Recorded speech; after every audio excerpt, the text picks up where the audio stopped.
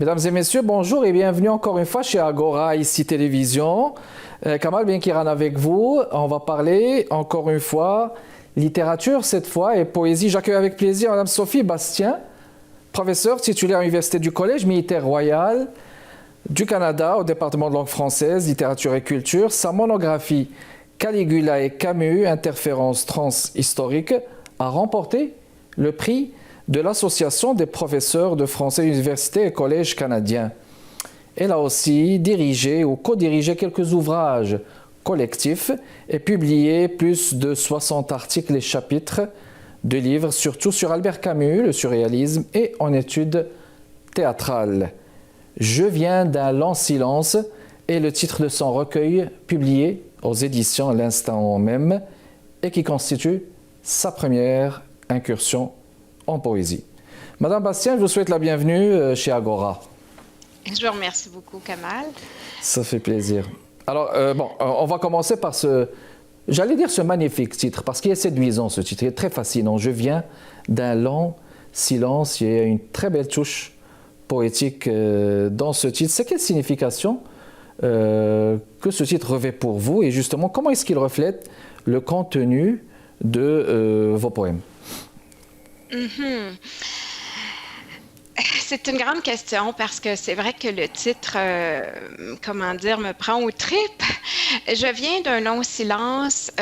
Premièrement, il y a le long, puisque ce recueil reflète en fait un parcours de 38 ans. J'ai commencé et ce recueil contient des textes qui ont été écrits dès 1985. Et okay. Le dernier texte que j'ai écrit dans ce recueil remonte à 2023, peu avant de le soumettre pour publication à la maison l'instant même. Donc, de 1985 à 2023, ce qui fait 38 ans. Alors, c'est un long parcours. C'est un parcours de vie adulte. Maintenant, le mot silence, le silence se réfère à une vie intérieure, une vie privée, mais une vie, je dirais, particulièrement secrète. C'est-à-dire qu'il y a la vie publique, professionnelle, sociale, et en parallèle, il y a une vie tout à fait secrète, qui cache des problèmes, des drames. Si elle est secrète, c'est parce qu'elle est lourde, elle est difficile, elle est éprouvante.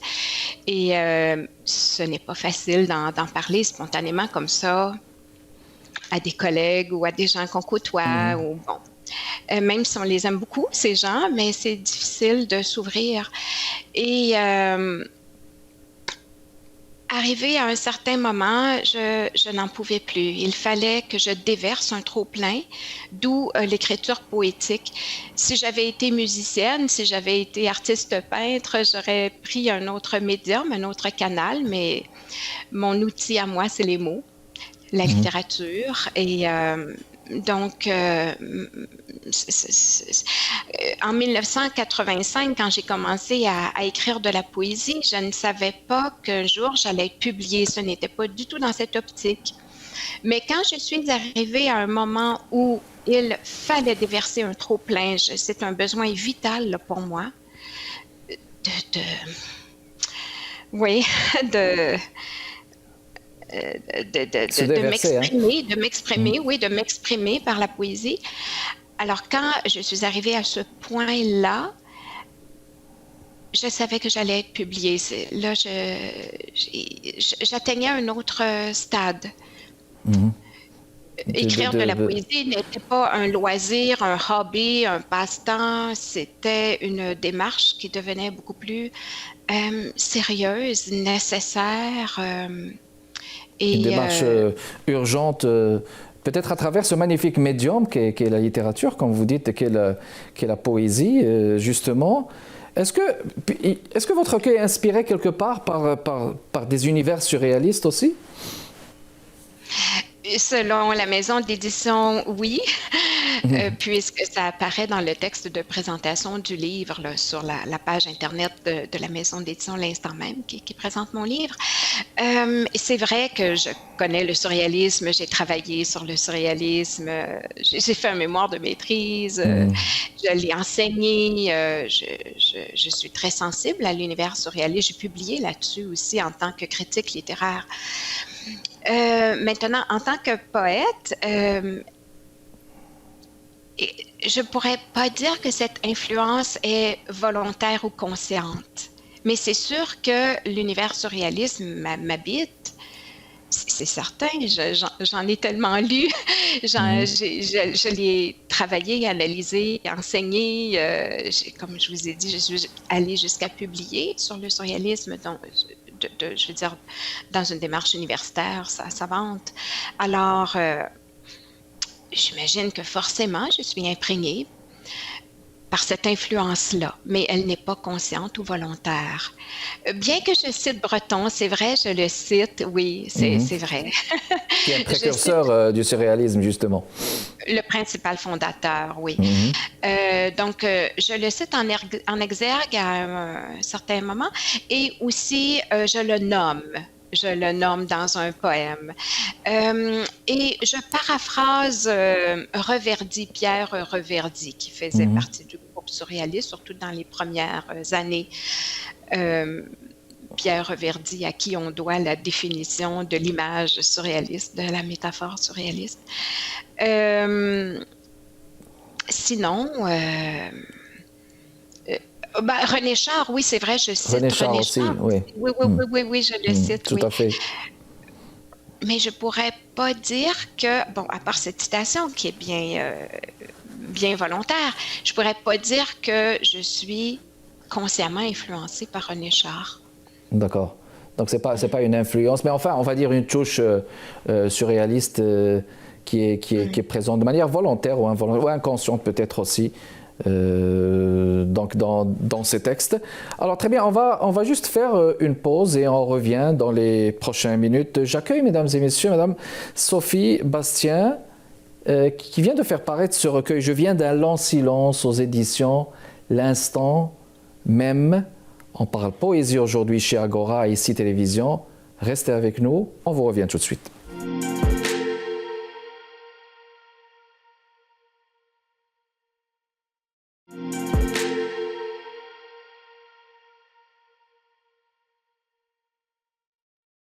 On est de retour avec vous, mesdames et messieurs, chez Agora, ici Télévision. Je viens d'un long silence de son auteur, Sophie Bastien, que j'accueille aujourd'hui chez Agora, à ici Télévision, pour continuer notre discussion à propos de ce recueil. Parlons des thématiques, justement, madame Bastien. Il y a des thèmes à la lecture tels que, on va dire, les douleurs amoureuses, le deuil, quelque part, j'appellerais ça les reconstructions aussi. Qu'est-ce qui vous a poussé justement à explorer ces sujets spécifiques? Il y a plusieurs sujets évoqués dans ce recueil. Il y a 50 textes et je ne crois pas qu'il y en ait deux qui se répètent là. Il y a plusieurs sujets, d'autant plus que, comme je l'ai dit, l'écriture s'étale sur 38 ans. Hein. Donc forcément, on peut dire c'est pratiquement ma vie adulte là, qui y passe.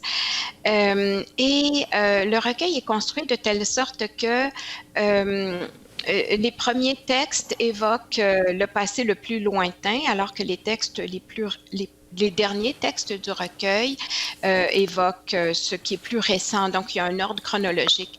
Pas dans la rédaction, par contre. Okay. La chronologie n'est pas... Non, l'ordre des textes, c'est l'ordre chronologique des moments de ma vie auxquels il renvoie, ou des émotions, ou des réflexions, des observations auxquelles il renvoie. Alors, donc, ça remonte à la tendre enfance. La tendre enfance, même préscolaire. Même préscolaire, d'accord. Oui, la tendre enfance, oui. Et jusqu'à beaucoup plus récemment, là, comme je le disais, le dernier texte rédigé remonte à 2023. Alors,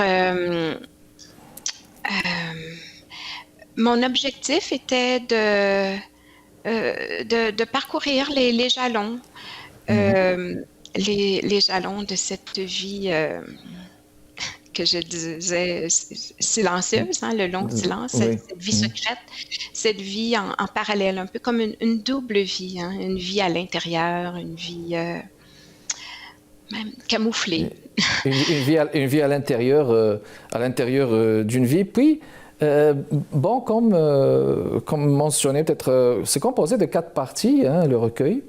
Oui. On parle de dévoration, sans attente, consonne et hors circuit. Puis, vous parsemez ce recueil tout au long de la lecture. Il y a des taches de couleur, des gouttes d'eau, des paysages, la nature. On dirait que c'est assez visuel. Quelle est l'importance de ces éléments visuels dans votre poésie, Madame Bastien?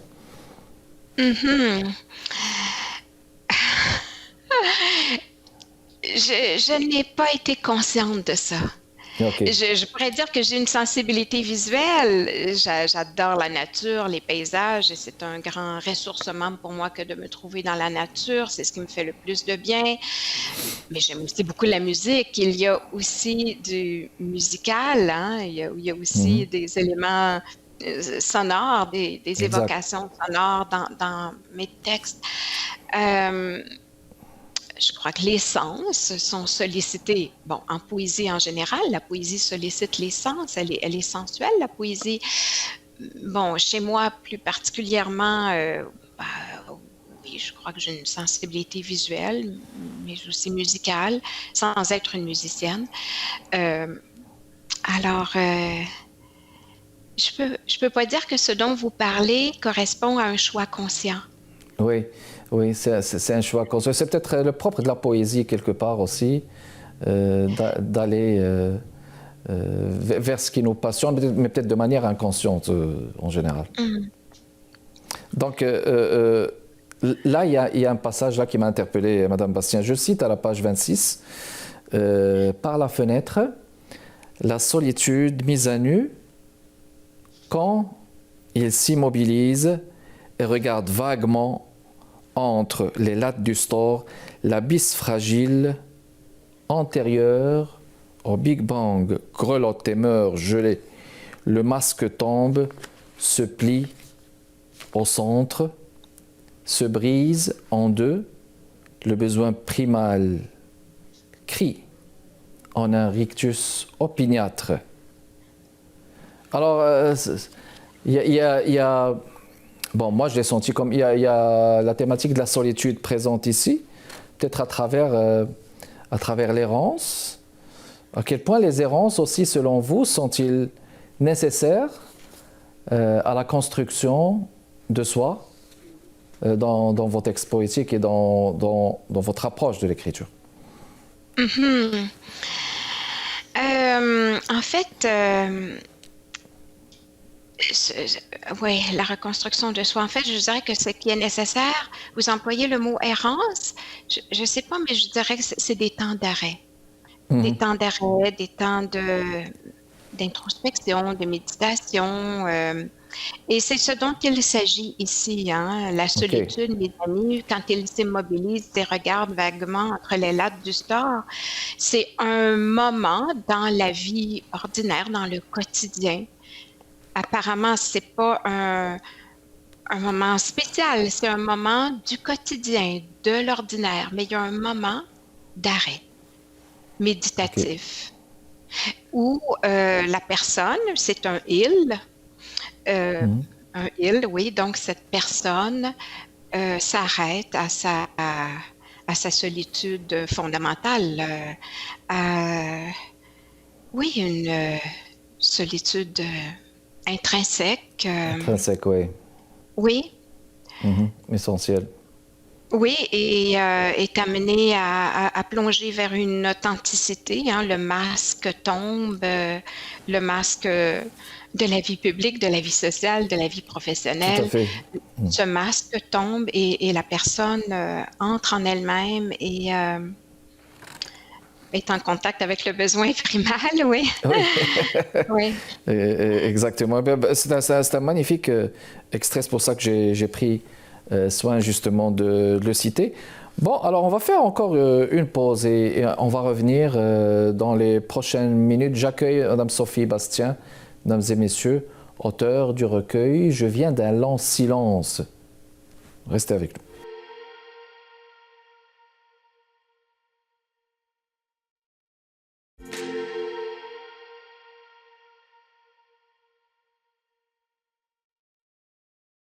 De retour avec vous, mesdames et messieurs, on parle poésie aujourd'hui. Alors, je viens d'un lent silence, un recueil de poésie publié chez les éditions Instant Même. J'accueille son auteur, Mme Sophie Bastien, qui est auteure, qui est professeure aussi. Alors, je vous propose, Mme Bastien, un extrait, si vous le voulez bien, de ce recueil, pour mettre au parfum les lectrices et lecteurs qui nous regardent. Si vous le voulez bien, c'est à vous. Je sais bien qu'il y a des textes plus difficiles, plus abstraits. La poésie, c'est le genre littéraire le plus abstrait. Mais je choisis de lire un texte un peu plus accessible, je crois. D'accord. Oui. Il s'intitule « Rage au rendez-vous ». J'arracherai toutes les feuilles de tous les arbres. Je dépouillerai même les conifères. Je pincerai une à une les minuscules folioles du févier. Je mordrai les aiguilles des pins géants. Parmi les érables, je serai fougueuse. Je les secouerai à grands coups de bras éperdus.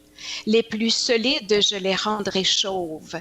Les feuilles gigantesques des catalpas, je les empoignerai pour les déchiqueter. Je m'attaquerai jusqu'aux chênes. Leurs profondes racines me craindront. Les yeux fermés et le souffle haletant, je grimperai avec mes pieds destructeurs acharnés. Les branches casseront, les troncs trembleront. Chaque gland aura un infarctus. J'en viendrai à bout. Quand l'entière frondaison ne sera plus qu'un parterre désolé, je pourrai rentrer en moi. Commencerai-je par un cri strident, par une larmette silencieuse, une grimace disgracieuse, ou par m'extirper le dragon qui crache du feu, ou encore par lancer un javelot enflammé? J'allumerai d'abord un incendie, aux formes ondulées, aux couleurs chatoyantes, mais aux flamèches très piquantes. Il se déplacera en conquérant, en ogre affamé, embrasera les constructions, ravagera la création, puis se calmera. Et dans les braises incandescentes, entre les détritus calcinés, je me lèverai. Peut-être laisserai-je couler la lave de mes yeux. Peut-être. Magnifique. Je vous laisse commenter cet extrait. Wow! Ben, c'est sûr qu'il y a la question du réveil, ben, enfin, que je viens de sentir ou de pressentir, mais aussi c'est intéressant de vous entendre à ce niveau, à la lecture de cet extrait poétique. Cet extrait, je l'ai écrit rapidement. C'est quasiment de l'écriture automatique, hein, c'est-à-dire de l'écriture sans que le conscient intervienne, sans qu'une autocensure n'intervienne. C'est la spontanéité totale. Je l'ai à peine retouché après l'avoir écrit. Donc, je l'ai écrit très vite. C'est ça. Et il exprime une immense révolte et une douleur intolérable. Et c'est une réaction à un événement précis. Voilà. Oui. Donc, voilà, une réaction à un événement précis, bon, d'actualité. notre vie, elle est jalonnée d'événements. Fait que, on va revenir par dire que la poésie, c'est un magnifique exutoire, justement, pour s'exprimer à ce niveau. En quoi l'écriture de ce recueil, Madame Bastien, a-t-elle contribué à votre propre parcours de reconstruction ou je veux dire, ou de compréhension de vous-même?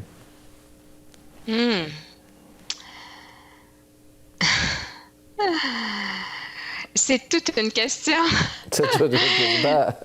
Oui, c'est une question qui n'est pas facile à répondre parce que, en fait, je ne sais même pas à quel point je suis consciente, à quel point je suis lucide de l'impact de l'écriture. Ce dont je peux vous parler, c'est ce que je vivais au moment où j'ai écrit. Je parlais tout à l'heure d'un besoin vital, d'une démarche nécessaire. Mais après coup, parce que votre question concerne après, ce qui se passe après, ce que ça me fait. Oh, je ressens beaucoup d'humilité. Je ne sais pas si c'est bon. Je ne peux pas dire lisez-le, c'est bon. Au contraire, je ne suis pas portée à distribuer mon livre parce que je ne sais pas, je ressens beaucoup de pudeur. Beaucoup de pudeur, oui. Beaucoup d'humilité et de pudeur. C'est très, très fort, très intense chez moi. Je n'avais pas cette attitude, ou en tout cas beaucoup, beaucoup moins quand il s'agissait de publications en critique littéraire, en tant que professeur, en tant qu'universitaire.